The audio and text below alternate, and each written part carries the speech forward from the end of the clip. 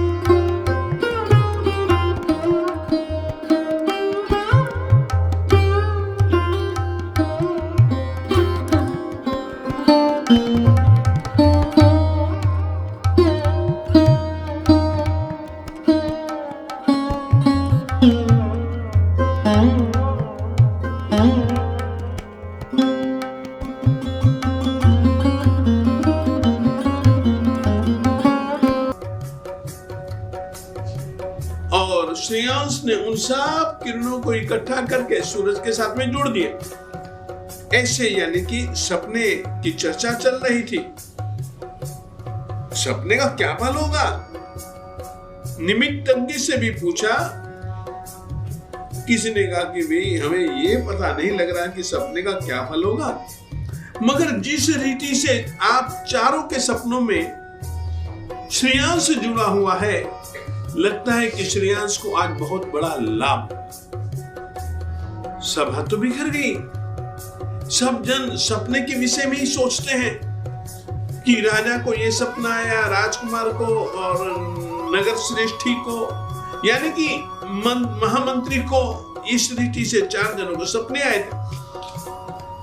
जरूर श्रेयांश को कोई ना कोई आज बहुत उत्तम लाभ होने वाला है। और सचमुच में उसी दोपहर को, जिस समय गोचरी का समय होता है, परमात्मा विचर रहे होते हैं और पीछे से लोग कह रहे होते हैं कुछ नहीं ले।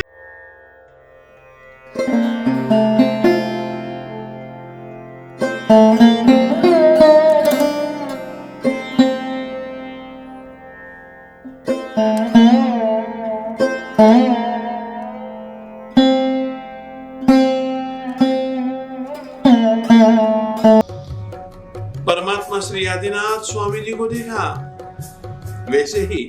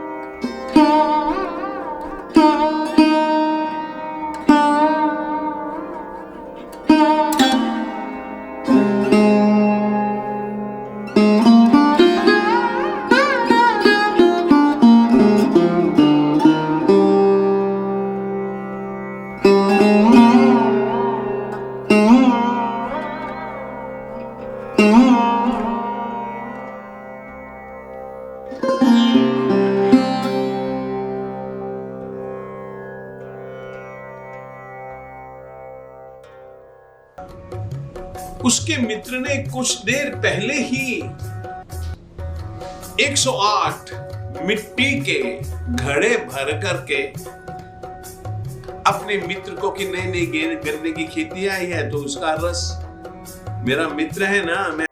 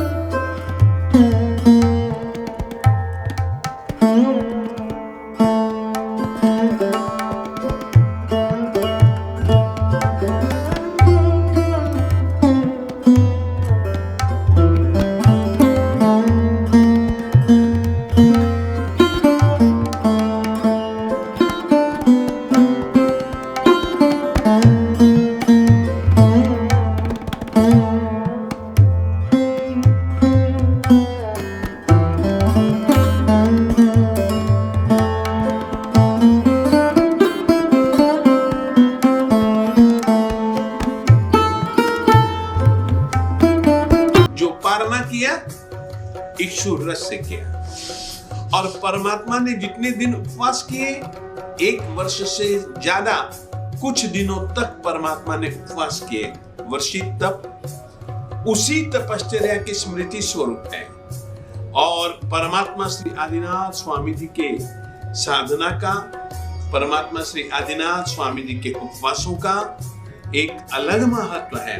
उन्होंने एक दिन उपवास, एक दिन व्यासना, ऐसा कुछ नहीं किया। परमात्मा ने अखंड अखंड अखंड उपवास किए, पालना किया और इतना ही नहीं, परमात्मा को गोहराने का एक अपना पुण्य लाभ होता है। उसी समय इंद्र ने, देवताओं ने परमात्मा को इसने पालना कराया है। पंच दिव्य की बरसात की करोड़ों करोड़ों स्वर्ण मुद्राएं, एक चैलोत्क्षेप दिव्य वस्त्रों की बरसात की। तीसरे गंधोदक यानी कि सुगंधित जल की चारों ओर बरसात की। इस तरीके से अहोदानम अहोदानम अहोदानम, वाह वाह वाह, क्या दान दिया तुमने। इस रीति से सभी जन श्रेयांश के दान की अनुमोदना करते हैं। पंच दिव्य प्रकट होते हैं, परमात्मा पालना करते हैं, चले जाते हैं। लोगों ने पूछा, श्रेयांश तुझे कैसे पता लगा? हमको तो कोई जानकारी नहीं, तेरे हाथों से उन्होंने ले लिया। तो उसने कहा कि इनसे मेरा संबंध पिछले 7 जन्मों का है। ये राजा थे, मैं इनका सारथी था, इत्यादि उसने भाव बतलाए। और उस समय इनकी आत्मा के विषय में एक तीर्थंकर की आत्मा ने उद्घोषणा की थी कि यह अवसर्पिणी काल में पहला तीर्थंकर होगा। आज ये आए, इनको देखते ही मुझको जाति स्मरण ज्ञान हुआ और जाति स्मरण ज्ञान से मैंने मुनि दान कैसे दिया जाता है वो मुझको जानकारी मिली। वो मेरी याद तरोताजा हो गई और मैंने आज परमात्मा को पालना कराया। मेरा परम सौभाग्य है। और उस दिन पालने को लेकर के मुनि दान की परंपरा, सुपात्र दान की परंपरा, तीर्थंकर भगवंतों को दान की परंपरा प्रारंभ हुई। और दान धर्म एक ऐसा धर्म है, विशेष करके सुपात्र दान, मुनि दान एक ऐसा धर्म है, ये दिन अपने आप में अक्षय बन जाता है। इस कारण से हम इसको अक्षय तृतीया कहते हैं। सामान्य तौर पर ज्योतिष के हिसाब से एकम, दूज, तीज, चौथ, पंचमी, षष्ठी, सप्तमी, अष्टमी, नवमी, दसवीं किसी भी दिन को अक्षय नहीं कहा गया। केवल एकमात्र मुनिदान के कारण से आज के दिन को, आज की तिथि को अक्षय तृतीया कहा गया, यानी कि कल की तिथि को अक्षय तृतीया कहा गया। और ये मुनिदान की परंपरा, सुपात्र दान की परंपरा, तपस्या की परंपरा, रत्नत्रयी की साधना यानी कि धर्म की एक साधना का प्रारंभ बस इसी तरीके से परमात्मा श्री आदिनाथ स्वामी जी से हुआ और उन्हीं के द्वारा की गई यह तपस्या उनसे हो गई। यह तपश्चर्या सचमुच में अपने आप में तब से लेकर के श्रवण भगवान महावीर स्वामी जी के शासन तक में भी और उसके बाद में भी उनकी यह साधना को याद करके, उनकी ध्यान साधना को याद करके सभी बहुत सारे आराधक भारतवर्ष में, यहाँ तक के विदेश में भी जो जैन लोग गए हुए हैं वे लोग भी वर्षित तप का पालना करते हैं। आज के दिन पालीताना में, आज के दिन हस्तिनापुर में और विशेष करके आज के ही दिन जहां जहां कहीं पर भी आदिनाथ स्वामी दादा होते हैं उनके श्री चरणों में बैठ करके भी लोग पालना करते हैं। बस मैं आज के दिन जितनी भी आत्माओं ने, भव्य आत्माओं ने महान तपश्चर्या की है वर्षित तप की, सभी जनों को मैं धर्म धुरंधर सभी जनों को साता पूछता हूँ और उनकी तपश्चर्या की भूरी भूरी अनुमोदना करता हूँ। इस तरीके से तपश्चर्या करके परमात्मा श्री आदिनाथ स्वामी जी ने जो कर्म निर्जरा का एक प्रशस्त मार्ग प्रारंभ किया, हम लोग भी ज्यादा से ज्यादा इस तपोधर्म को अपनाते रहे, जीते रहे, विधिवत करते रहे। प्रमुख रूप से ध्यान की प्रमुखता होनी चाहिए, यह मैं अवश्य में कहना चाहूंगा। तपस्या हमेशा समता, शांतिपूर्वक और की जानी चाहिए, कर्मों के क्षय के लिए की जानी चाहिए। बस इतना ही कहना चाहूंगा। आत्मा चैनल आपके लिए लगातार इस तरीके के और कार्यक्रम लेकर आता रहेगा। लगातार साधु संतों से आपकी मुलाकात करवाएंगे, उनकी वाणी को आप तक पहुंचाएंगे। ऐसे ही देखते रहिए आत्मा चैनल। कैमरा पर्सन प्रिंस के साथ नलिनी।